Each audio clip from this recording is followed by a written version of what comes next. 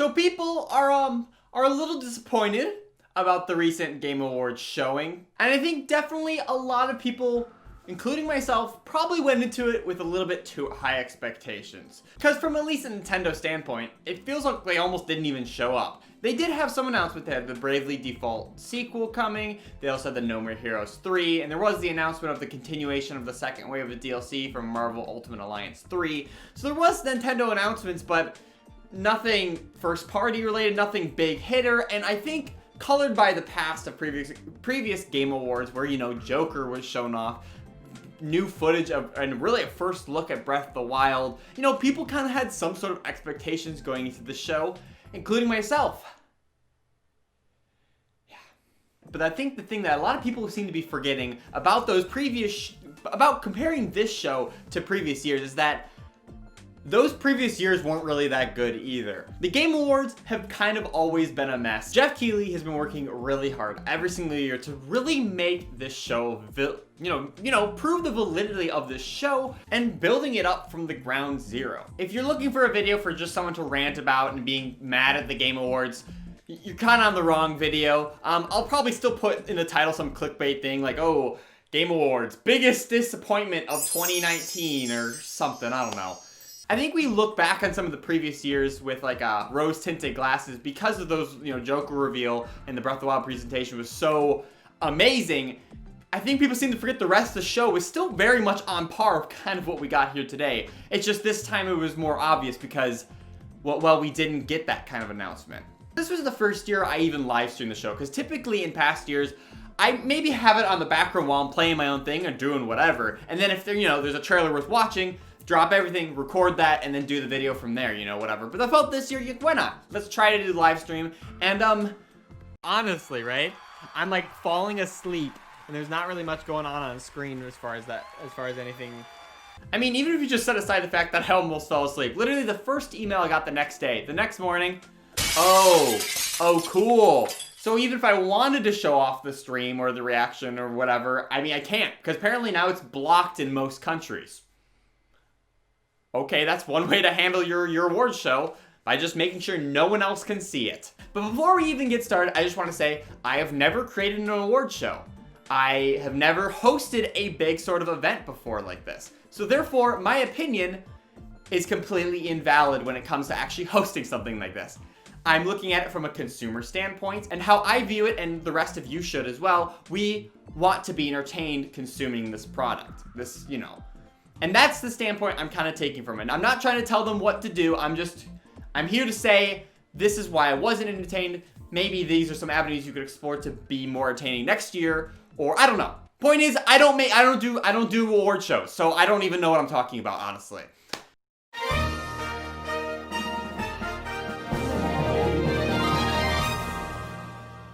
So I think when it comes down to it being an award show, it kind of reduces the relevancy of these awards. If all of a sudden you're just blasting through categories real fast. There is on one hand I do appreciate about that because, just the length of the show in general can be short and obviously you can condense stuff faster, but it kind of reduces the importance of the fact of these awards in general. I think there definitely needs to be a way to make these awards feel like, they're the big deal that they are, rather than just being like, and best fighting game is Smash. Okay, so next game for, whatever. They just kind of going down a list. It's basically watching a live presentation of here's my top 10 games of the year. But at least in the format of a video where it's just top 10 games of the year, that whoever the reviewer or whoever's talking about it will at least explain why the game they chose is the one that should win. Because the gaming industry is a big pool of players. There's a lot of people who play just Nintendo games. A lot of people who play a wide variety of games. There's, the hardcore, more PC crowd. And the thing is, while I may have recognized a handful of a lot of the nominees this year, there are plenty of games on all of the categories that I never played of, maybe not even have heard of. And so the point of the Game Awards, of course, is to kind of give spotlights to these said games. But if I just see, Outer Worlds getting nominated for best game for impact or direction, I mean, I guess from that information alone, I can be like, okay, there must be at least something there that provides an impact or has a really unique direction. But beyond that, I really don't know much about this product otherwise. So I think maybe a solution they could do is, instead of just slamming through 3 at a time, each award is a big deal every time they go through it. And perhaps with each nominee they announce, they actually maybe have a brief segment showing off a certain segment of the game, maybe a quick developer interview, like quote or whatever, to kind of explain, or better yet, to show the audience why said game is nominated. Other award shows totally do this. If it's like best music video of the year, they'll show a brief segment of each music video nominated, so then the audience can get a little bit of a sneak preview of, okay, this is what each music video was, and this is why they were nominated. Better examples perhaps maybe on actor performances. There'll be maybe a short clip of the actor in said role doing a really outstanding performance. So how this can be translated to the Game Awards would be, you know, with like, for example, the award category was like best sound design, and the winner ended up being Call of Duty. And no one saw that coming. But you know what? Let's just go on the basis that yes, Call of Duty did have the best sound design in the entire industry this year. Let's just go with it. Rather than just listing them off and just saying, Call of Duty, okay, let's keep going. It would have been kind of cool that like when they're like, okay, Resident Evil 2, and then maybe show off a segment of the game that was a really impactful sound design experience. Like to show why is Resident Evil being nominated at all. You know, and then it shows a section of Call of Duty saying, oh, so here's a section of Call of Duty where the sound design was amazing, and this is why the game was nominated. So then at least for people who haven't played all the games and are just enjoying it and watching it as an award show can be like, you know, oh, I see why this game is even in this category. And beyond that, I mean, at the end of the day, the Game Awards is kind of just a big commercial to advertise and say, hey, you should play these games, if you really think about it. So only adding a little bit more of a credibility to the awards and kind of showing the audience why these games are important, rather than just saying, oh, they're important, they're game of the year, they're game of the whatever. I think it would only be more beneficial for each award, and each award would feel a lot more impactful. There's a difficulty with the Game Awards in general, because when it comes to music, or it comes to actors and whatever, and films and whatnot, while you might really love Star Wars and you really love Rey, you know, then when you see Daisy Ridley, you know, in an interview or outside of it, you know, you have an emotional attachment to that person. They want to see what she's like outside of her character. When it comes to games, what I'm trying to say is the stars of the show are actual people. So then when the award is given to the said person, you want to hear their speech and talk about how they, you know, shouts out to their family and to the people that helped them along the way, and really, you know, see how it impacted them as a person. Because you feel that emotional connection with her from her performance as a character and her as an actress. When it comes to games, the stars of the show are the characters in the games. While there are, you know, superstar developers like Onuma, Miyamoto, and stuff like that, when it comes to the Zelda games, Link is the star of the show, and he kind of doesn't exist. It's not like Link can accept the trophy. I think that's just already an inherent issue when it comes to Game Awards speeches, because the person receiving it isn't the star of the show. It's kind of like the relationship you might have with a director that maybe you're not familiar with. Maybe they did a really great job on a project, but it's like, the director, I don't really know who this guy is. The writer, who's the writer? Even if the writing for the movie is well done and it's amazing, the person behind the work isn't.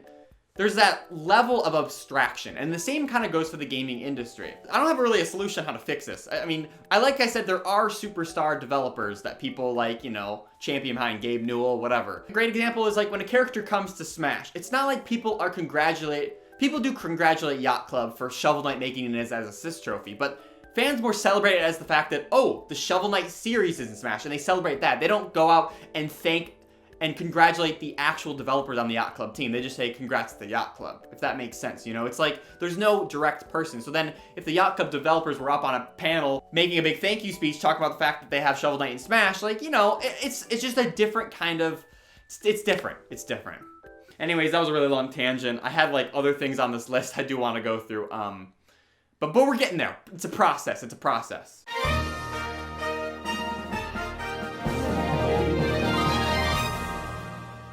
The music sections has always been a problem for me when it comes to the Game Awards, because they just feel kind of irrelevant. Like I was kind of building off of where, you know, okay. Because while, you know, music award shows are about music, so then if you have talented musicians coming in and performing together, or maybe musicians from the past who don't even tour anymore coming back together for one big performance, it's a celebration of that industry. The point being that the live performances of music really just have nothing to do with the gaming industry. I do understand maybe where it's coming from, like to kind of, you know, give some pacing to the show, give it a little bit of break, give it, you know, a little bit of an energy back to the room, so it's not just one after another of announcements or awards or whatever. But music just always has felt super irrelevant at the Game Awards. I appreciate no Ubisoft trailer, basically, of Just Dance. I do appreciate that. And while the performances that were done there were really good, but Green Day, no offense to them, what did they kind of have to do? I mean, sure, they're big nerds, sure, but like, as far as the gaming industry, it's not like they composed any tracks for a game or anything like that, or in any way really remotely involved with the industry. It feels like they use these big names of musical stars as well as actors like they brought in with the Fast and Furious to kind of give more credibility to the show rather than building its own credibility within its own means. Makes no sense.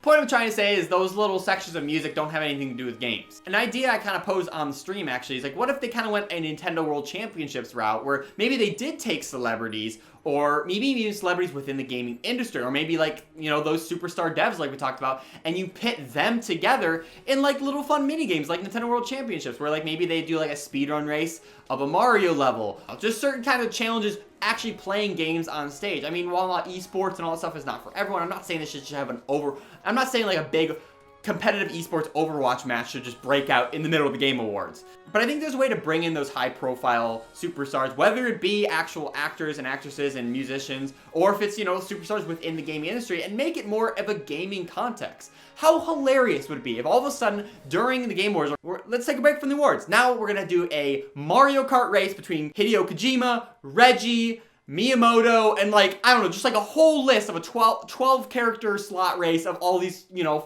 all these big time developers in the industry. Like, that would be hilarious. Everyone would like go nuts for it. Wouldn't they? Like, totally nuts.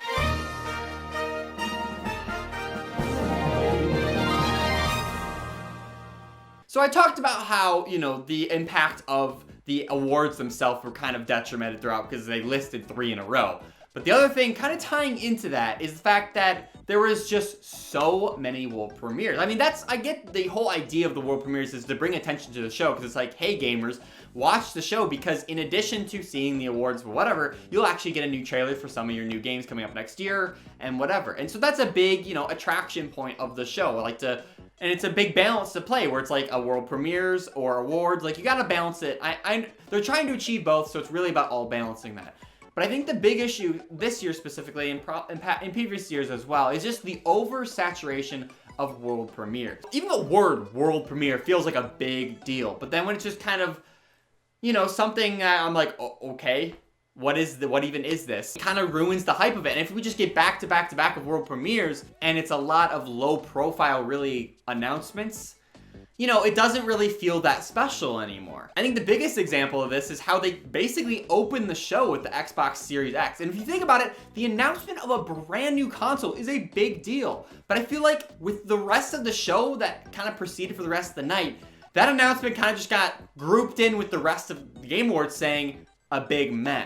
It's a big deal that they showed off what this next console is going to look like. And while that wasn't the most perfect reveal ever, that's another can of worms. With so many world premieres to continue after one, it's like you kind of just get overwhelmed, and especially if a lot of them are kind of mediocre level, they all kind of get grouped in as like meh, mediocre. And it's not to the fault of Jeff or his team or whatever, it's also kind of on developers as well as really to bring a really big announcement for the show. And I'm looking right at you, Nintendo. I know I'm biased here, and obviously the announcements I really care about, of course, would be the Nintendo announcements. And so with them only having a couple of little minor things here and there, no really big first-party announcements, obviously I'll walk away with a disappointment because, you know, the rest of the industry may personally not attract me as much, but there's also big gamers on the other side of that coin where maybe they only care about Call of Duty and shooters and whatever, and if there's other stuff going on that it doesn't matter to them. And I think they had some other things planned out. I think there was a rumor that the Sonic movie was supposed to have a new thing there. In addition to, I know Half-Life was supposed to have something there too, so I don't think it's totally their fault. I think they did have at least they tried to have stuff planned. But I think there was just too much of an oversaturation of just mediocre announcements. I would much rather it see like the award show really focus on those awards and like make those a big deal, and then when a world premiere comes, this is a big deal. Like, this is when all the eyes are on you, you know? This is when the developers can show off a really big announcement or trailer or whatever. But when we get like 5 Magic in the Gathering ads, like, you know, it's just too much. I don't know, whatever. So yeah, 2 frequent world premieres and 2 less, not impactful enough. But I've been going on about why this wasn't successful, and I want to at least give it some credit, though. There was some good moments within this show. And instead of just saying, like, I like this, I'd rather kind of break it down a little bit and be like, why did this work? Why were some of these aspects actually successful? And how could we build a better show next year using the elements that were successful this year?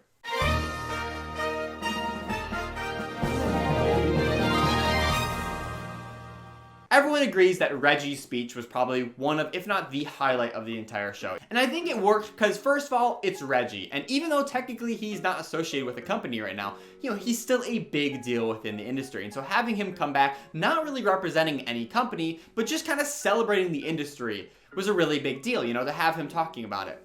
I mean, it didn't help that his category was like sponsored by Subway Eat Fresh that he was announcing. But the speech was amazing. What was really important about his speech compared to other previous developers that have talked in the past and the other ones in this same show is that he is not only a well-liked person in the community, but he's also a very good speaker. He's captivating and he's interesting to listen to. Even if you maybe not a fan of Reggie or Nintendo, like what the words he says is really, you know, it's like it's interesting to listen to him, you know? His whole speech gave the feeling of just the empowerment of being part of the gaming community. It really just united us all, like under Reggie's speech, like saying, yo, we are gamers, we're the best in the world, we're better than film, we're better than movies, we're better than music. I know those two are the first of the same, but you know what I mean. But when he says something like that, and in the same show, they not only rely on Green Day, the music industry, and Fast and Furious actors, like it then just, it feels like a contradiction. It's like, is gaming really